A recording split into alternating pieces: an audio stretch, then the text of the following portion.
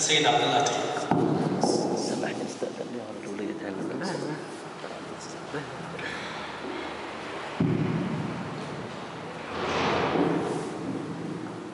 بسم الله الرحمن الرحيم. الحضور الكريم تحية، وتحية أيضا للإخوة في رابطة المواطنة والكرامة والحرية العامة على هذه الاستضافة. المقاربة التي ننوي الاشتغال عليها في الواقع هي مقاربة تلتقي كثيرا مع ذكره الأستاذ الياسم من منطلق، وهي طبعا تسعى لنظر في معوقات البناء الديمقراطي في تونس وحتى عربيا بشكل. المعوقات هذه هي بالاساس في تقديري تتصل بما اسميه بخصائص الخطاب السياسي، النخبه السياسيه. يقيننا ان الاشكال الكبير الان على مستوى قطر في تونس على مستوى عربي، ان الاشكال يتعلق اساسا ببنيه العقل العربي اساسا، يعني السياسه والتوج في الاخير في تراكم ثقافي غير ذلك. وعلى هذا الاساس قلنا لا باس ان ننظر في معوقات هذا البناء الديمقراطي بالاشتغال على ما هي السمات المشتركه للخطاب السياسي الان المطروح في تونس، في قطر وفي تونس حتى على مستوى عربي بشكل. اولا الملحوظه الاولى ان هذا الخطاب السياسي يتسم بجمله من الخصائص. اولا انه الخطاب ليس متجانسا وليس متسقا، هو خطاب يعني تحكمه مرجعيات وتحكمه رؤى وتحكمه خلفيات. هذا واحد. اثنين، ان هذا الخطاب في تصوري ايضا هو خطاب يحيا مع واقعه في علاقه غير مباشره، بمعنى انه خطاب يبدو متعاليا بحد كبير عن هذا الواقع وليس محكوما به متصلا به. الخطاب ثابت والواقع متجدد متحرك. هذا الخطاب المتعالي عن واقعه في الواقع ما هو في نهايته الا مؤشر على فشل العقل العربي اجمالا ومنه عقل في تونس في انتاج خطاب متسق مطابق لواقعه وملائم لطموحاته. سريعا اقول ان من خصائص هذا الخطاب ما هي؟ سريعا، الخطاب السياسي لدى الخبرة السياسية في القطر في تونس أولا أنه خطاب نخبة، هو خطاب نخبوي بالأساس. نخبوي لماذا؟ لأن رسالته ووجه خطابه النخبة وليست الشعب. إذا هو خطاب نخبوي بل يكاد يكون خطاب مناسباتي. إذا مصدر فكره هذا الخطاب ووجهة خطابه النخبة وليست الشعب، أي أن هذه النخبة هي مصدر الفكر لديه وهي قوة التغيير الفعلية لديه، والتي لا يعد أن يكون الشعب دوره مجرد رديفا لها ولدورها. هذا يعني في الحقيقة أن اهتمامات هذا الخطاب السياسي في مستوى الأحزاب السياسية إلا ما قل في الواقع، مش منطقة التعليم لكن هذا المشترك، أن اهتمامات هذا الخطاب ليست في الحقيقة الحياة الشعبية، ولكنها بالأساس قد تكون مصدر الفئة السياسية الضيقة في هذا المعنى. لذلك يبدو في تقديري أن هذا الخطاب في مجمله خطاب يعيش نوعا من الاغتراب عن هذا الواقع، ولعل نتائج انتخابات اكتوبر كشفت الى حد كبير على الاقل في مستوى الاحزاب التي كانت تدور في فريق السلطه يوما ما مقابله الجوفي ان احزاب الى حد ما رغم نضاليتها ورغم كذا بدا ان خطابها ليس خطابا مسوقا جماهيريا وشعبيا، اذا هو خطاب يبدو متعالي مع الشعب. هذا الخطاب في تقديري في نخبيته ونخبويته شئتم هو خطاب يعني خرج بفعل السياسة من الشعب. السياسة أخذت خطاب النخبة من الشعب، فبدأت النخبة في جهة والشعب في جهة ثانية. السمة الثانية للخطاب السياسي للمخبر السياسي أنه في تقديري متعلق بفكر أزمة والفكر المأزوم. شو معنى هذا؟ الأزمة في تقديري لها وجهان، وجه أول داخلي ووجه خارجي. الوجه الداخلي لأزمة الخطاب السياسي المعيق للبناء الديمقراطي في تونس. الوجه الداخلي مؤشراته حالات الانكسار والتشظي والتفتت التي تعود في دورها التي تشهدها الأحزاب السياسية في انقساماتها وفي تشظيها إلى عوامل ذاتية بالأساس الشخصية شئتم، وإلى طموحات سلطوية بالأساس يعني دائما تبقى في مستوى الذات يسموه الشعب. الوجه الخارجي لأزمة هذا الخطاب متصل بالواقع وهو ضحيته بما مورس عليه، بل على كل تفكير سياسي مخالف السلطة من ألوان القمع والترهيب والتخويف. لذلك أجد أن الخطاب كان خطابا مربكا بفعل القمع الذي كان يمارس حقيقة. لذلك نجد هذا التساوى وهذا الانسجام، وهذا في مستوى خطاب هذه النخبة. السمة الثالثة لهذا الخطاب السياسي الذي يعيق بناء ديمقراطي أنه خطاب محتكم إلى فكر سياسوي، بمعنى أن مآله سياسي بدرجة أولى ومصادره سياسية بدرجة أساسية، أي أنه بقي يشتغل في هذا الحيز المعرفي دون غيره من مجالات التفكير الأخرى، خاصة ما كان وثيق الصلة بانتظارات طبقات المجتمع واحتياجاتها، بحيث لم يكن تكثيفا أعظم لفعاليات اجتماعية، ولكنه كان منحصرا في فضاءات سياسية ضيقة. هذه السمة في غياب فعاليات تفكير سياسي مجتمعية وبقي على النخبة منصب في الواقع على ذات النخبة بدرجة أولى، وعليه بدا هذا الخطاب في مجمله خطابا بدا كأنه بمظهر التكوين الغريب للمجتمع، هو تكوين غريب وتكوين هشيم، ويبدو أن هناك حالة انفصال بين هذا الخطاب وبين هذه النخبة. السمة الموالية أنه فكر تقليدي محافظ، وإن ادعى التقدمية والحداثة والثورية في تقديره. كونه تقليديا يعني من أولا أنه فكر يدعو إلى إعادة إنتاج نماذج من الحياة الاجتماعية الماضية سواء في محيط العالم الإسلامي أو في خارجه الغربي، والتي صارت جزءا من الماضي لا سبيل لاستعادته، فهو بذلك خارج إطاره الزمان. كثير من الخطابات الآن أجدها خطابات رومانسية، يعني خطابات بالأساس مشدودة إلى ثبوت معرفي قديم، يعني خارج بل متخارج عن إطاره الزمكاني العصر الحالي. اثنين، أنه فكر غير شعبي، بمعنى أنه متعالم الشعب لم يهضمه ولم يفهمه، لذلك أن هذه الشعبوية بالأساس جعلت هذا الخطاب يتسم بدوره بسمتين اثنتين فرعيتين، هو كونه توفيقيا من جهة وسطحيا من جهة ثانية.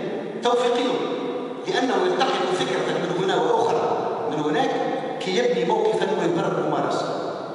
هو إسلامي حين يخاطب الجماهير العريضة اعتقاده أنها الإسلامية في مستوى إيديولوجيتها وهي كذلك حقيقة، وهو ثوري اشتراكي حين يخاطب شرائح اجتماعية معينة العمال والفلاحين ويدعي أحقيته بالدفاع عنهم دون غيره، وهو عروبي عندما يخاطب الفئات المتعلمة والجماهير العريضة ويعتبر الصراع العربي الصهيوني جوهر مشروعه ولا ينافسه في ذلك أحد، وهو إصلاح تحديثي حين يلتقي بشرائح البرجوازية والتجارية والمالكة ويدعي أنه هو يعني لبراس الحداثة ولبراس يعني التقدم. أما عن سطحية هذا الخطاب فتبدو في نظرنا في افتقار الطبقة الوسطى المؤتمنة على هذا الخطاب إلى منظومة معرفية سياسية متميزة وخاصة بها. أليس لافتا للنظر في مستوى منتوج العربي السياسي أنه لا يوجد فيلسوف سياسي لهذه الطبقة رغم صلاتها القوية والقديمة بأوروبا؟ إنها طبقة لا تقرأ ولا تتجدد، هي تعيد إنتاج نفسها كلما تغيرت الأحوال دون نسق معرفي عقلاني واضح المسار والوجهة. إن الطبقة السياسية التي نمثلها على الأقل منجبة الفكر السياسي لم تعد ولودا، هي لم تكن ثورية وإن ادعت ذلك وزايدت عليه، ولم تعمل على تغيير الواقع بل حتى لم تسعى إلى مجرد تفسيره وفهمه ومعرفته. السمة الموالية لهذا الخطاب السياسي، هذا الفكر السياسي الذي يعيد كل إمكانية الديمقراطية أنه فكر أيديولوجي. إيش معنى أيديولوجي؟ أي أن تفكير الطبقة السياسية أيديولوجي بالمعنى السيء للكلمة.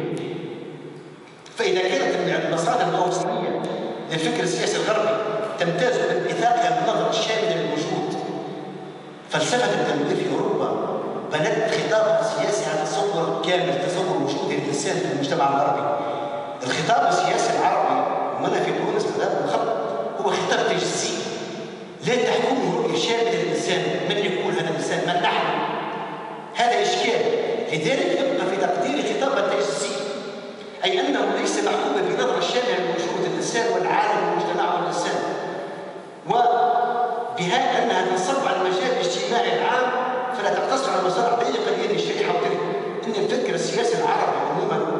وفكر النخبة السياسية في تونس يفتقر لهذه الخصائص جميعا. لماذا؟ أولا لأن الخطاب السياسي ضيق مصادره كلها لينحصر في الشكل السياسي دون غيره، فهو لا يلغيها ولا يوجد بدونها، في حين أن الفكر السياسي الغربي يبدأ بالسياسة فيلغي جذور العقل العربي، يبدأ بالسياسة فيلغي جذورها الفلسفية والمعرفية والاجتماعية والتاريخية، وبذلك يضيق الساحة الاجتماعية التي يسعى الفكر العالمي إلى التأثير فيها، ويظل يشتغل بأسلوب أقرب إلى تقنيات العمل السياسي منها إلى مضمون العمل السياسي. إن نخشى أن يجتمع أحفادنا بعد 50 سنة ليكرر الأقوال نفسها بلا تقدم مثل ما نكرر ذلك نحن اليوم بعد 50 سنة على الأقل من السجل السياسي، ذلك لأن التناصت والمشابهة والمتابعة المنهجية مفقودة كلها في حياتنا الفكرية والسياسية، وحضور ثقافة سياسية هزيل في قناعاتنا وممارساتنا. إن كلمة مثقف انتلكتوال ترجمة عربية لهذا المفهوم العظيم المستورد، لكن المصطلح انتلكتوال الأجنبي يحيل بالدرجة الأولى على الفكر والذهن والعقل لا على الثقافة عموما، أي على العقل الذي ينتج هذه الثقافة عموما التي لا تتضمن معنى التركيز على الفكر المفهوم الساعي إلى معرفة الواقع. وفي نقرأ أن نرجع كلمة معنى كلمة انتلكت وانتلكتيال في معجم الناروت الفرنسي يقول لك انتلكت c'est non masculin, faculté de penser intelligence. Intellectuel, adjectif qui appartient à l'intelligence, à l'activité de l'esprit. يعني المثقف بالأساس في مستوى التعريف هو الذي يشتغل معرفيا بواسطة العقل ويشتغل ذهنيا، إنه مع الفهم بدرجة أولى. لا شك لحظة بأن هذه الحالة السيئة للتفكير السياسي النخبنا التي تعيق كل إمكانية بناء ديمقراطي مردها في جانب كبير للأنظمة الطبيعية الحاكمة، إذا هي منتوج بمختلف اتجاهاتها الأيديولوجية، فهي حاربت الفكر والثقافة المغايرة ونهضت الإبداع ووجهت الجديد بالتقليد وواجهت السلف القديم بالجديد الحديث المشوه، ولا تسمح الفكر السياسي أن يشتغل خارج إطارها أو على الأقل في محاذاة هذا الإطار. وأمام هذا كله ظلت القضايا الأساسية لدينا غير معالجة إلا إماما، وظل الخطاب السياسي بعيدا عن غوصه في أعماق مشاكلنا، وظلت قضايا حقوق المواطنة وسيادة الشعب والأمة دون مباشرة جدية، ولم يقوم المفكرون والسياسيون بتحديد حقوق هذه المواطنة وواجباتها وما تتعرض له من تصفية واغتصاب والإلغاء الموت غير الأفراد بحقها والعائلات الحاكمة. أعتقد أساسا وهذه فكرة أكلمها أن الأحزاب والسياسية الحاكمة منها وغير الحاكمة ليست معنية بالتفكير السياسي وبالاهتمام بالتثقيف السياسي ولا بالحج عليها، بل هي في بعضها جزء من قوى القمع ومنظومته غير الشرعية، فكثير ما كان دورها الفكري وسيظل هو تقديم التزكيات لهذا النظام أو ذاك أو لهذه الهيئة أو تلك، بما يضمن أن وضع قدم فاعل في القرارات الأساسية والتوجهات الاستراتيجية. إن الخطاب السياسي السائد الذي يعيق كل إمكانية بناء ديمقراطي عموما ممثل في التشكيلات الحزبية المتبنية له يمارس سياسة لا كخطاب في الواقع القائم، بل كخطاب يبحث عن واقع آخر بديل، هو يبحث عن واقع افتراضي وليس عن واقع نعيش، إنه يقفز عليه ليطرح كبديل عنه إما الواقع العربي الإسلامي الممجد وإما الواقع الحاضر الأوروبي في ثوبه الليبرالي أو ما بعد الليبرالي أو ثوبه اليساري الماركسي.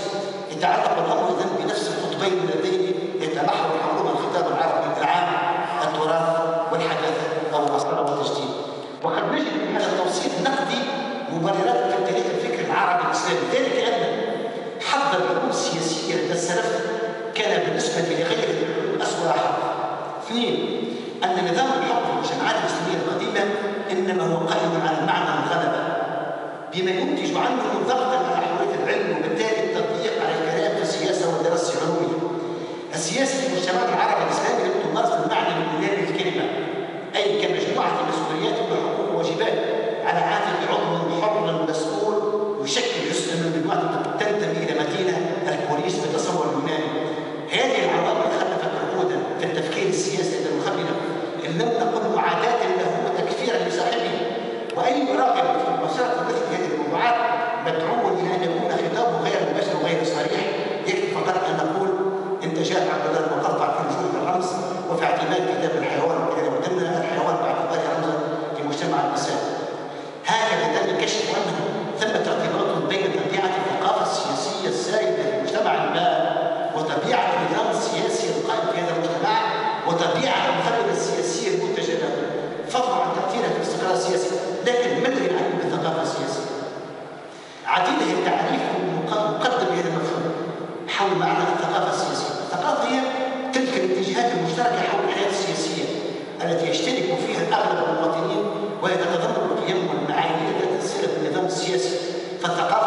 السياسية حمولة شارجة مشبع بها أفراد المواطنون تعدل علاقاتهم بالنظام السياسي، تضمن المشاركة المسؤولة في تدبير الشأن السياسي خصوصا وكذلك الشأن العام.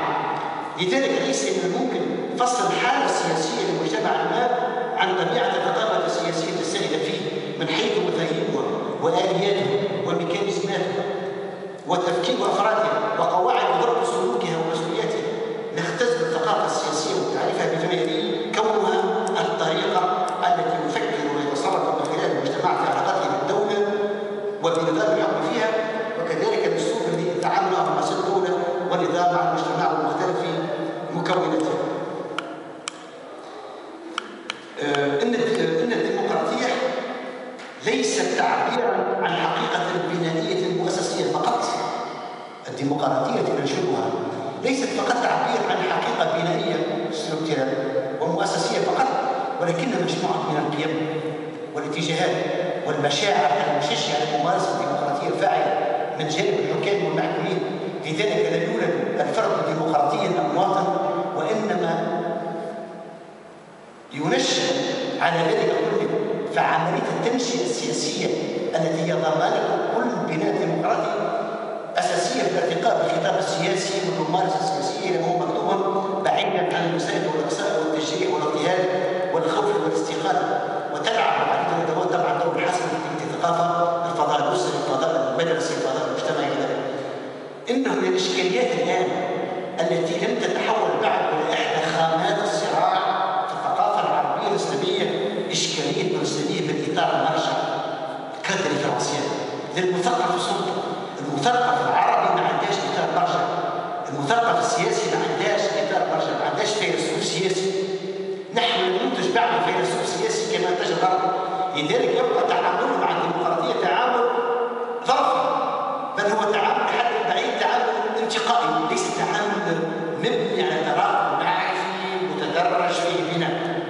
إذا نقول ليس لدينا إطار مرجعي للمثقف السلطة، أعني الإطار أو الأطر المرجعية المعرفية والفلسفية والثقافية التي يفترض أن يشتغل من خلالها ويضمن وضمنها المثقف كي ينتج خطابا سياسيا يتضمن حلولا صريحة ومباشرة للواقع المعيش، وليس حلولا قديمة وجاهزة لقضايا مستجدة ومتجددة أو حلول لواقع افتراضي ممكن وليس كائن. لا شك أن المثقف إنساني النزعة بنجوعمة أظفاره كما يقول سارتر، بحيث يمثل التجريد نتيجة الشمول والتعميم الفكر النظري للمثقف، فيظل عبر الإيديولوجيا في حين أن دوره النافع والمفيد هو الدور الذي تقتضيه المرحلة وينتظره المجتمع بطبقاته وشرائحه. ولعل التجربة التاريخية العربية الإسلامية من خلال اسهامات فقهائنا ومعالم وبعض مشايخنا في مراحل النهضة العربية الحديثة تؤكد أنهم هم المثقفون حقا، ليس منهم الحال طبعا، ولكن بجرأتهم في تناول موضوعات وقضايا سياسية واجتماعية حساسة.